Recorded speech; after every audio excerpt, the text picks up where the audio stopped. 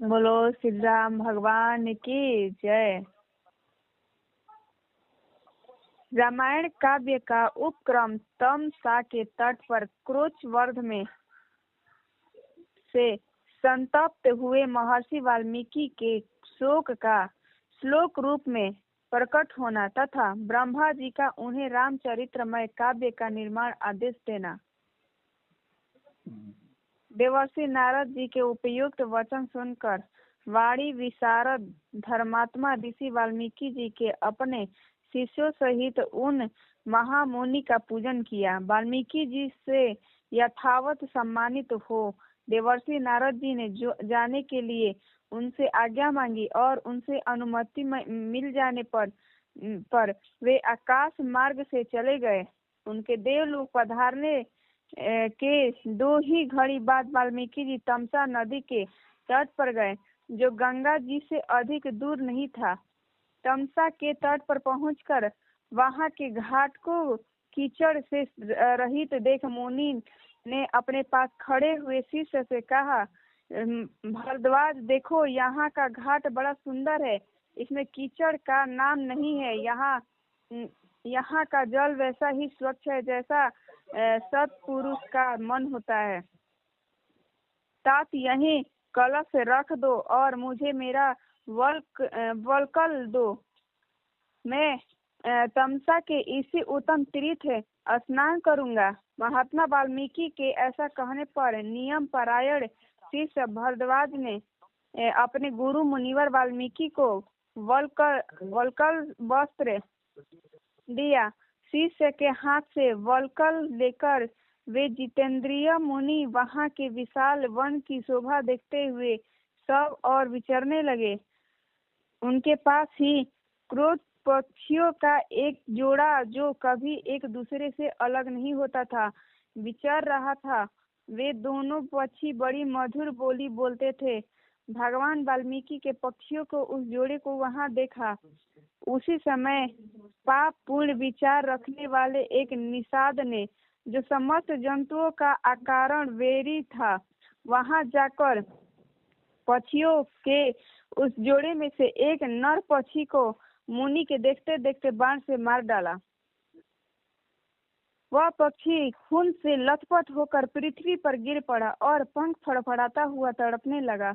अपने पति की हत्या हुई देख उसकी भार्या कौची करुणाजनक स्वर में चित्कार कर उठी। उत्तम पंखों से युक्त वह पंछी सदा अपनी भार्या के साथ साथ विचरता था।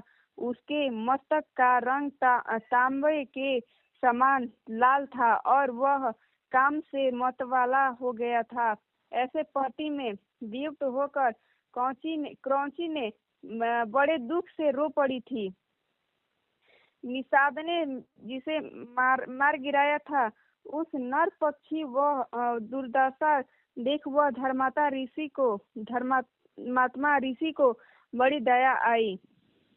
स्वभावतः करुणा का अनुभव करने वाले ब्रह्म ऋषि ने यह धर्म हुआ है ऐसा निश्चय करके रोती हुई क्रौंची की ओर देखते हुए निषाद से इस प्रकार कहा, निषाद, तुझे नित्य निरंतर कभी भी शांति न मिले, क्योंकि तूने इस क्रौंची के जोड़े में से एककी के जो काम से मोहित हो रहा था, बिना किसी अपराध के ही हत्या कर डाली। रामायण। ऐसा कहकर जब उन्होंने इस पर विचार किया, तब उनके मन से यह चिंता हुई कि अहो, इस पंछी के शोक से पीड़ित होकर मैंने यह क्या कह डाला। यही सोचते हुए महाज्ञानी और परम बुद्धिमान मुनिवर वाल्मीकि एक निश्चय पर पहुंच गए और अपने शिष्य में से एक इस प्रकार बोले, तात, शोक से पीड़ित हुए मेरे मुख से जो वाक्य निकल पड़ा है, यह 4 चरणों में आबद्ध है। इसके प्रत्येक चरण में बराबर बराबर यानी 8-8 अक्षर है तथा इसे वीणा के लय पर गाया भी जा सकता है। अतः मेरा यह वचन श्लोक रूप अर्थात श्लोक नामक छंद में आबद्ध काव्य रूप या यश स्वरूप होना चाहिए, अन्यथा नहीं। मुनि की यह उत्तम बात सुनकर उनके शिष्य भरद्वाज को बड़ी प्रसन्नता हुई और उसने उनका समर्थन करते हुए कहा, हाँ, आपका यह वाक्य श्लोक रूप ही होना चाहिए। शिष्य के इस कथन से मुनि को विशेष संतोष हुआ। तत्पश्चात उन्होंने उत्तम तीर्थ में विधि पूर्वक स्नान किया और उसी विषय का विचार करते हुए वे आश्रम की ओर लौट पड़े।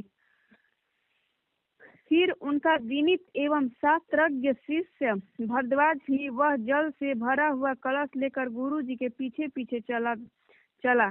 शिष्य के साथ आश्रम में पहुंचकर धर्मज्ञ ऋषि वाल्मीकि जी आसन पर बैठे और दूसरी बातें करने लगे, परंतु उनका ध्यान उस लोक की ओर ही लगा रहा था। इतने में ही अखिल विश्व की सृष्टि करने वाले सर्व समर्थ महातेजस्वी चतुर्मुख ब्रह्मा जी मुनिवर वाल्मीकि जी से मिलने के लिए स्वयं उनके आश्रम पर आए। उन्हें देखते ही महर्षि वाल्मीकि सहसा उठकर खड़े हो गए। वे मन और इंद्रियों को वश में रखकर अत्यंत विस्मित हो हाथ जोड़े चुपचाप कुछ काल तक खड़े ही रह गए, कुछ बोल न सके। तत्पश्चात उन्होंने पाद्य, अर्घ्य, आसन और स्तुति आदि के द्वारा भगवान ब्रह्मा जी के पूजन किया और उनके चरणों में विधिवत प्रणाम करके उनसे कुशल समाचार पूछा। भगवान